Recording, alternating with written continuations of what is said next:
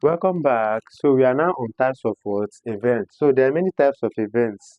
We have mutually exclusive, inclusive, complementary, many of them. So let's talk about mutually exclusive. So what does it mean? Mutually exclusive events means that the two events cannot happen at a time. You understand? So let's read. Means that the occurrence of one necessarily excludes all the others. Example, in a throw of what? A die.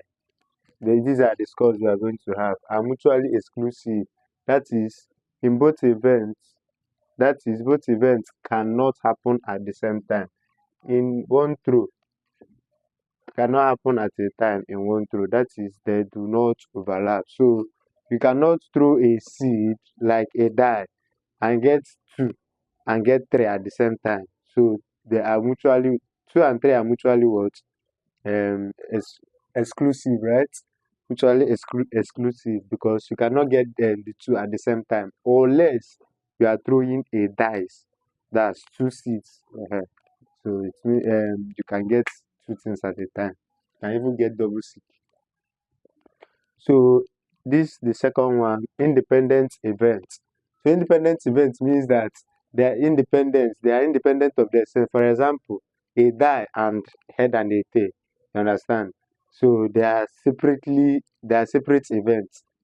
You understand? So let's read. Independent events means two or more events that do not have influence on one another. For example, the getting of a six from a throw of a die and getting a head from a coin toss are independent outcomes. So they are independent what events. So they are not the same thing.